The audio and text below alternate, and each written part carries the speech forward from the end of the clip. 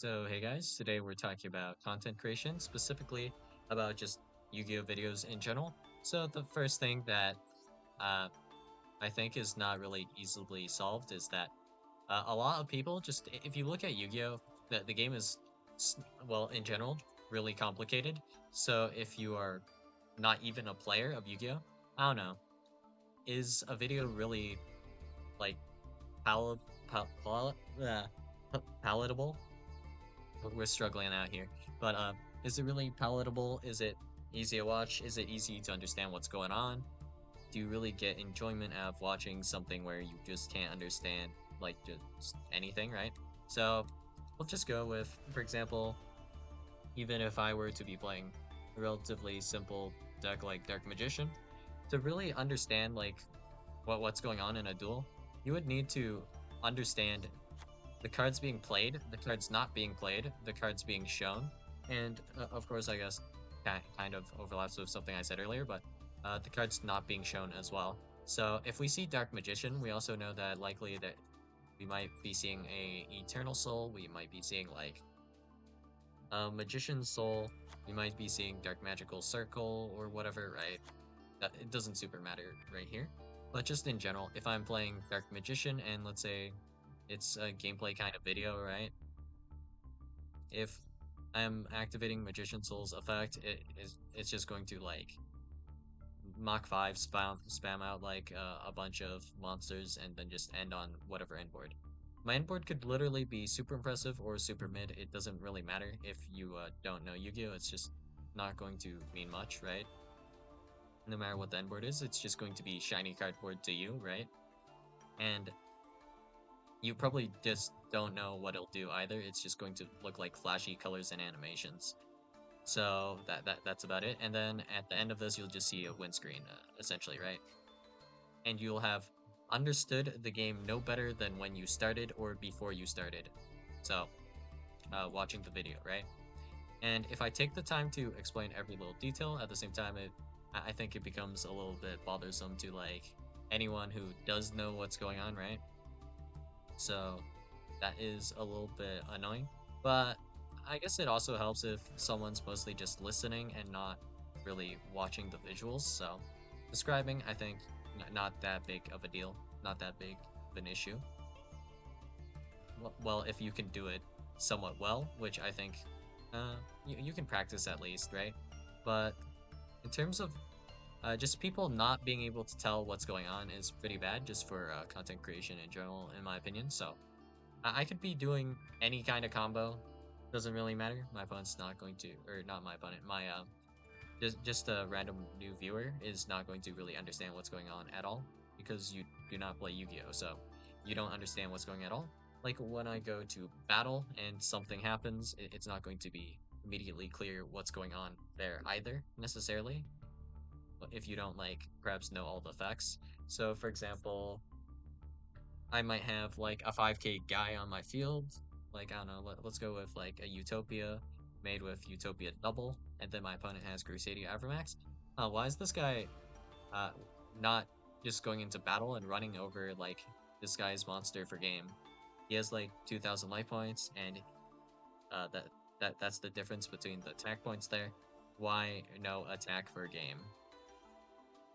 And I don't know, we could see like a lot of things going on at once, a lot of things coming out of play from like nowhere, a lot of things that kind of need to be remembered, like, oh yeah, that guy searched this, and that means this, whatever. So, but we have a whole lot going on, and this doesn't even account for things like, of course, rulings, just game mechanics in general, like if a card gets banished mid-chain, if a card gets negated, if we negate an activation, but that card can activate once per turn. There's just a bajillion things that are essentially going on in every single duel, and it's going to kind of like just, well, you kind of just get lost in the sauce here, and you just don't really know what's going on as a new viewer, and it's hard to make, like, in my opinion, something that's very friendly to both like people that play the game and people that don't. And that's just something I haven't really been able to figure out. I've been thinking about it a lot because I do want my videos in general to be more accessible if possible, right? So I don't know. We'll just go into a random replay, and I have a bunch of old ones, so we'll just go with one of those. So let's go with I don't know. Let's say replay number 4. So 1, 2, 3, 4. No idea what this one is. I hope it's not something too dumb. I think most of the replays I do have saved are kind of dumb for one reason or another. But okay. I guess also worth mentioning, I guess, is the card pool is so large, it's not reasonable for anyone to really understand. And like, if you look at Kepler here, Kepler has a lot of effects, right? So let's put this, even if we were to do this on 1 time speed, Kepler is going to add their contract with the gate. Gate is going to add, yeah, Griffin, special summon Griffin. You can't even see Griffin's text being highlighted here. So you have no idea what Griffin does. Gilgamesh, we have Cerberus, and Rage. What are these things? How's a new player going to know this? Okay. Griffin's activating again. Kepler just got highlighted, I guess, right there. And we can speed it up, I guess. It doesn't matter anymore. Oh, King Tell, just coming out of literally nowhere. Okay, Gilgamesh being summoned again, sending those two to the graveyard. And then this happens. And then we have Flame King Genghis. Oh, and that triggers, brings back Griffin. Now Griffin is triggering, and then we're summoning back Caesar. Oracle King Dark. Lamia sends Caesar. Okay. Siegfried gets special summoned. And then that guy just got sent. And a guy got banished. And now we fight King Caesar. Oh, that guy just vanished, and here's a monster we didn't see before. DDD, Divisor King, Deus Machinax. And then, okay, Suck. Fine tries to triple tactics me here. Nope. Draw 2 cards, sure. Try to activate the special summon. Nope. Try to scale a card. Nope. Trying to activate the chicken game.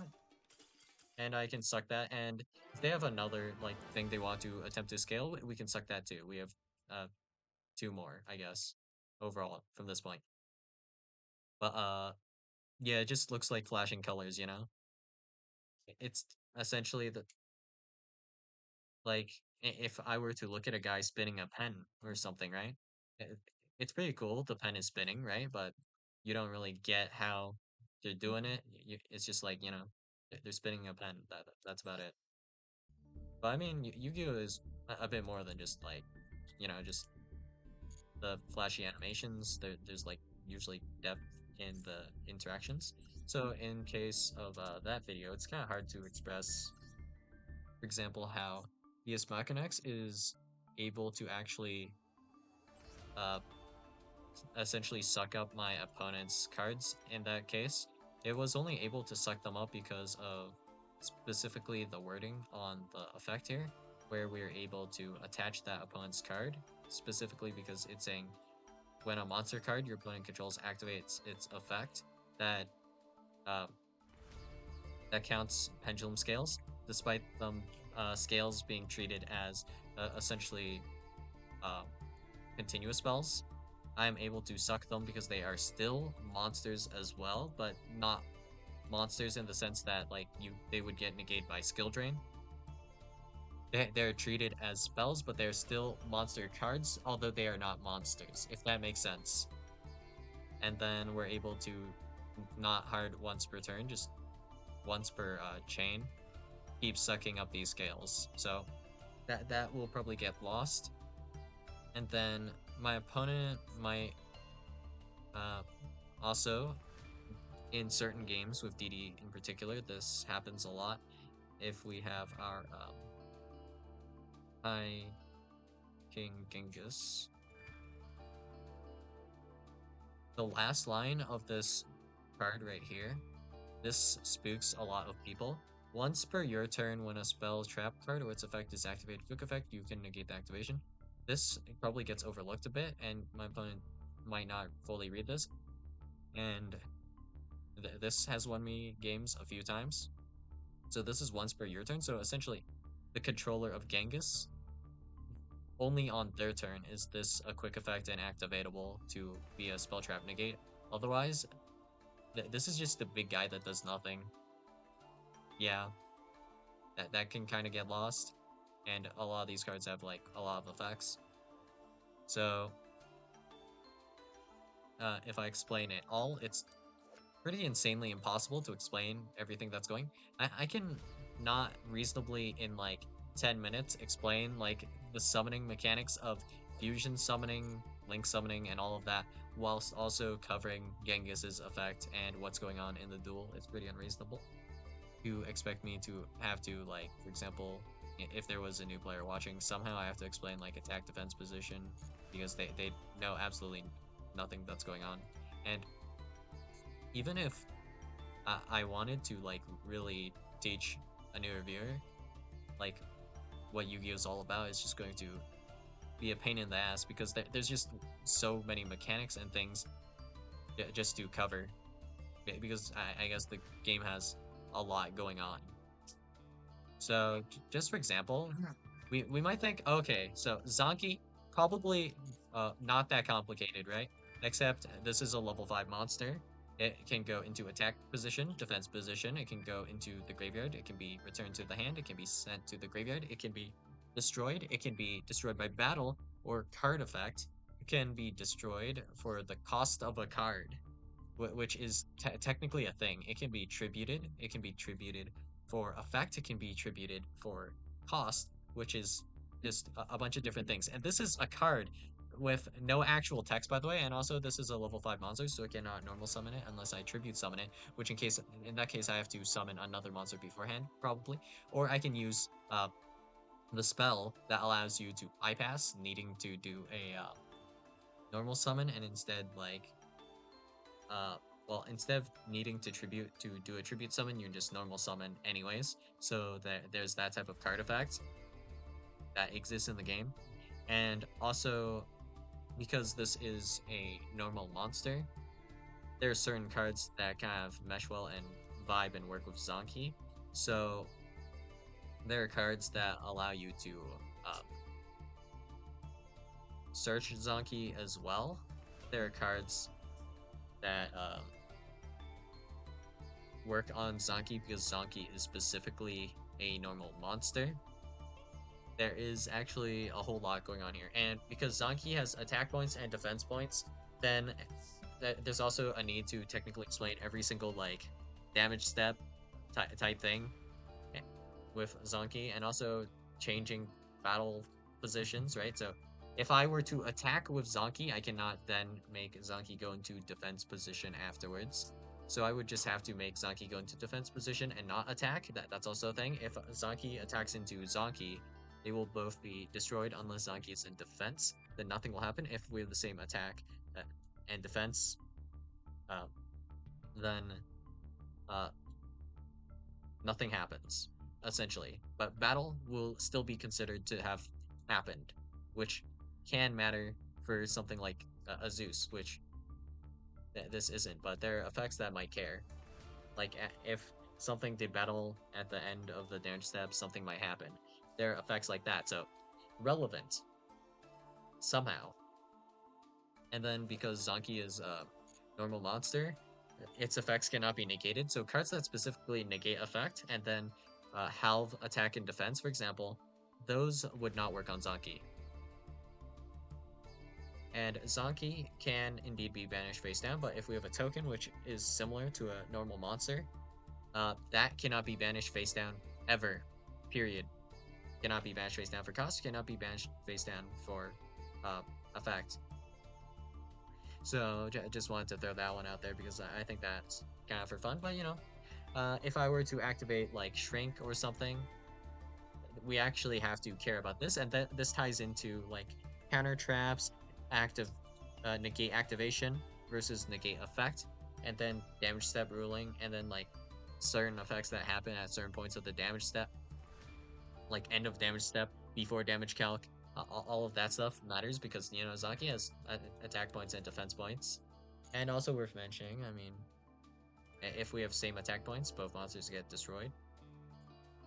You could also assume, of course, that no monsters are destroyed, but it's how it works. Both monsters will be destroyed if we have Zanki attacking into Zanki, just straight up, right? And also, if we were to Zanki attacking to a Zanki defense position, we would take 200 damage to our life points because we take the difference between the attack and defense if the defense is higher. So there's that as well. And then while we're at it, we kind of also need to know that if we attack into a flip monster still, so let's just go with Man-Eater Bug. Man-Eater Bug will still like be able to activate because it will be considered flipped when we attack into it for battle. But when we are battling Man-Eater Bug here that is set, this will flip over and activate and then get sent to the graveyard. And that's just a single normal monster, and we haven't even touched on any of the extra deck summoning mechanics, the other card types, cards with actual text, and oh, I guess also worth mentioning is attack and defense, attack points and defense points, like manipulating those. I don't even know those rulings well enough, but if we modify Zanki's attack and defense several times, what it returns to is not necessarily going to be what it started with. So, yeah, I can't even explain those, and I play the game, but it hasn't come up yet. But with like a card like Zanki, it can come up, once again, a normal monster, just a vanilla monster, great, and obviously you don't need to know necessarily all of this to be able to enjoy like a Yu-Gi-Oh video, right? But that's just how much depth it is going to be in the game essentially. So we have main phase 1, standby phase, all of those things. I kind of need the viewer to understand that as well, but can't really take the time to explain it. But yeah, just in general, a colossal pain here. And the pain here is mostly that there's too much stuff that needs explaining. And there are also, in my opinion, just in general, no good resources to learn Yu-Gi-Oh anyways. But I mean, if, for example, you just did not know how to play, I mean, the starting point is reading through, in my opinion, just a few kind of like rulings pages. So we start with needing to know problem solving card text, and then the page that explains like chains and the different types of monster effects, like ignition effects, trigger effects, and quick effects. I think those are like the 3 different categories, right? Trigger, ignition, and then like quick effects for monster effects, which we didn't have to explain about Zanki because luckily Zanki is a normal monster. But yeah, there's a lot to explain with that as well. And then with that stuff, there's also like kind of priority. So when I'm saying priority here, I don't mean like the old Yu-Gi-Oh priority where you had priority on your ignition effects and you could use an ignition effect before your opponent can respond. I'm talking about like how you actually have like turn player priority and how chains build. Like if I normal summon Zanki here, and then my opponent has an effect they want to trigger, I am going to be able to do a trigger first because I am turn player.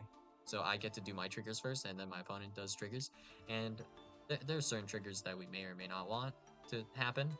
But like, I think the best one to like go over is like Ghost Mourner and Moonlit Chill. Like in the TCG, this card is going to be completely stupid because this counts as a trigger, right?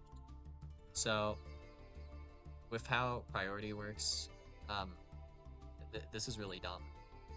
So, if your opponent special summons a monster face up, except during the damage step, you can discard this card, then target one of those face up monsters, negate its effects until the end of this turn. Also, if that face up monster leaves the field this turn, its controller takes damage equal to its original attack.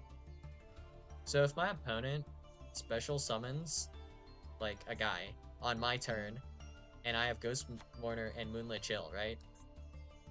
So, let's say my opponent, it doesn't really matter what they summon, but let's go with, uh, actually, that doesn't work because it is targeting protection.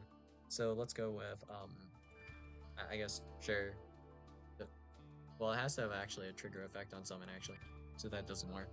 So let's go with something that does a board wipe when it's summoned, I guess. So this would get summoned on my turn, so I guess this works. So let's go with I guess this one. But it contribute itself anyways. And I don't even know if that's once per chain. You might be able to do it twice.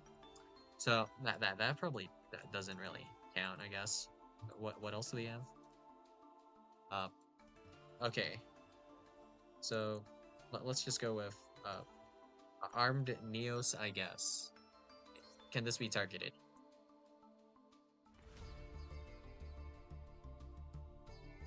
Nice. Good enough. So if armed Neos is special summoned on your turn, the chain order is chain 1, Ghost Mourner, Moonlit Chill. Chain 2, Armneos. So Armneos is going to resolve its effect, and then it's going to be negated by Ghost Mourner and Moonlit Chill. In the TCG, this is how it works at least, because this counts as a trigger and not a quick effect. But in OCG, so Master Duel as well, then this counts as a quick effect, meaning we can negate the Armneos on its special summon on our turn. So I don't even want to begin to like think about all of these things right now, but that's technically also a thing, and you kind of need to like know a lot of reading. You have to read like a small novel essentially to be able to really get started on understanding Yu-Gi-Oh, and that's just like the understanding of like being able to somewhat understand the cards, but then you have to like read every single card that like exists since ever basically. So if we go back to just like that DD duel, you would need to know, like, in order to know what's going on, you would need to know what every single one of my cards do, and then what every single card my opponent does. And there's such a large card pool that it's not even like slightly reasonable for, I guess, in my opinion, a new viewer within like a reasonable-ish amount of time to understand all of the rulings, and then like what the card effects do and what the card text even means to begin with. Like, there's a good amount of people that still don't even understand what the card text means, and they make misplays because of it. Like, I don't know, a good example here that I can bring up, I guess, is like Doom King Ballard Rock. So my opponent has Baron, and they activate like something in the graveyard. Don't remember what it would be necessarily, but they do that. I chain Doom King, and they have Baron's effect to Pop Still and Omni Negate, but they choose not to respond to Doom King. Okay, and then Doom King non-targeting banishes the Baron de Flor. And I won't even bother explaining this because this video is getting kind of long and it's mostly become about like rulings and stuff. But my opponent here essentially just didn't know what effect I was using because I do not have to target for the banish effect, so they didn't know that was my intent, obviously, during when the chain, well, before they decide to like negate or not with their Baron, right? So that's just what ends up happening, right? And I mean, also worth mentioning is that this once per chain when a zombie monster except for Doom King Blood Rock activates its effect. That this comes up in like mirrors where you have both players have Doom King Blood Rock, and I don't even want to discuss those rulings right now. But the game essentially has a lot that's going on, so explaining all of this to a viewer, like you don't necessarily have to because that'd be more like ruling video type stuff, I guess. But just to show you guys how like how much depth is in Yu-Gi-Oh. How do I even make this watchable if you've never like played Yu-Gi-Oh before in your life, right? You can't tell what's going on, like even if we're doing like battle, it's not going to be clear. And of course there's like a lot of monsters with monster effects and stuff. And then there's like continuous effects, continuous spells, continuous traps going on, and like effects that just trigger from hand, so it looks like completely yeah, just crazy, I guess. There are a lot of terms you can use to describe this, I guess. And then there's like just the extra deck as well, and then like all the different summoning mechanics, restrictions and stuff. Like, why is this guy not doing this? What? Oh, was it because he was restricted by this? How are you supposed to know that as a new viewer? And also, like earlier, it didn't even hover over like Griffin's effect. So just in that replay, when Griffin got searched and then summoned, it was still highlighted over. I think that was either Kepler or the effect of Dark Contract of the Gate or whatever. So yeah, no idea how to make this even remotely feel like watchable for anyone who is just not, I guess, a Yu-Gi-Oh player. Like you can enjoy the flashing colors. It's more or less like that, but well, let's put it this way. This is like I guess the equivalent of let's see how can I phrase this? This would be the equivalent of watching someone, I guess, do a speed run, I guess, but you've never seen the game played before. But also, it's a card game. That's kind of how it feels, I guess, right? I mean, like sports are pretty easy to understand. Like, uh, you see like a guy kick a ball, and then it goes in the net. Everyone cheers, and then that energy might be a little contagious, right? But with a card game, it's like monster gets destroyed, but that monster actually also has a floating effect, so it's not very clear what's happening, like at all. So yeah, pretty hard to just really describe how I'm feeling here. I'm feeling mixed feelings, I suppose. We'll leave it at that. But yeah, if you guys have any ideas or just things that you think might be worth implementing into some videos, let me know in the comments below. And I'll see what I can do, I guess. But just in general, even if I was playing a duel with mostly like, even even if you were playing like something on the level of like Goat Duel, that is probably going to be somewhat hard for anyone who doesn't play Yu-Gi-Oh to get into at all, right? It's just overwhelming. And of course, as a veteran player, a lot of the time, I mean, if you're like recording and talking at the same time, I can understand some misplays, right? But pretty irritating to see misplays in general, and I mean, not everyone's a perfect uh, superhuman, I guess, right? Everyone makes mistakes, I make mistakes, whatever, but seeing misplays, pretty frustrating as well. But I don't know how to communicate this, just in general. Like, there are misplays in the sense where there was a possibility that you could have done this thing instead, but that was impossible to know that that was the right call unless you had knowledge beforehand, like knowledge of what your opponent might draw, knowledge of what's in your opponent's hand, which you just in general don't have, and then uh, things where they're just misplays straight up, where that there is a play that is always the right play, and you made something that would always be considered the wrong play, right? So, for example, I don't know. Let's say we have, well, it doesn't need to be that extreme, but if we have, let's go with, for example, some Tiddleman cards. Let's say I Foolish Burial Rhinoheart, uh, send Sharon or something like that. Or actually, no, I'll do one better. Let's say we do normal summon Rhinoheart, and then we also activate Tiddleman Scream. So we mill and send Sharon and Havness, and then trigger them at the same time. That's obviously like a misplay, right? So something like that, I guess. Pretty frustrating. And I don't know, not being able to share in that frustration is annoying because as like a newer player, you would never know if someone's misplaying or playing completely horribly.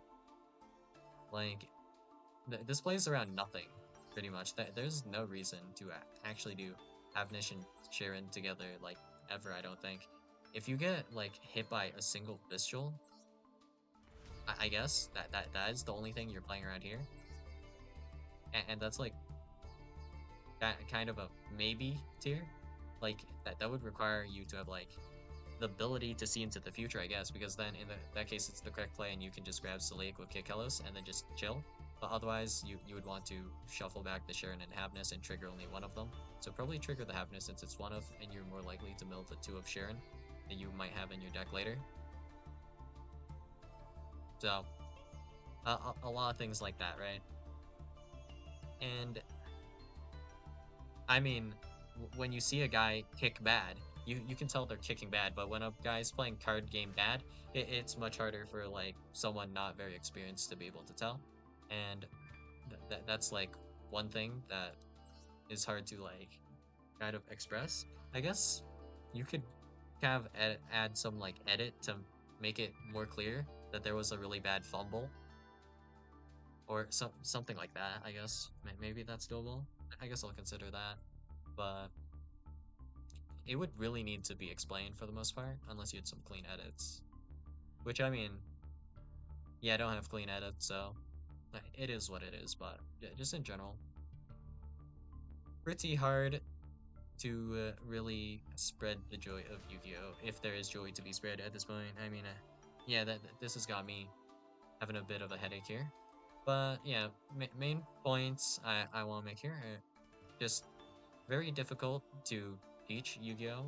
In my opinion, like because there's so much to teach. So teaching it in a decent time frame, if it took you like 10 hours to be able to just start playing soccer, learning all the rules of soccer, to properly kick the ball and whatnot, would people want to really play soccer? I don't think so, right? But that's kind of where we're at with Yu-Gi-Oh, right? Takes a good amount of time investment to get started, and I don't think I can really streamline that any further. If you've seen that one video I've made, so trying to explain Yu-Gi-Oh in 30 minutes, I think that is barely possible. So I was just essentially trying to speedrun explaining as much as I could in 30 minutes. And I think if you're really quick about it, you might barely manage to scrape by with like 30 or 40 minutes, but still 30 or 40 minutes. And I don't think it's like easy to absorb that much information in that short of a time, honestly, because I was going through a ridiculous amount of information and I could have gone through more, honestly, if I was a little better with it, but uh, I was just nonstop spitting, right? Well, that sounds disgusting. I was nonstop talking. So, yeah, not really easily teachable, right? And then I don't know. Can I really make it easy for like viewers that don't know what's going on to like enjoy the videos? Um, yeah, I don't know if I can. So I've been struggling with that recently, I guess. So yeah, no idea what I can do about it. And that's all I got for you guys today. And I'll see you guys in the next video, my guess.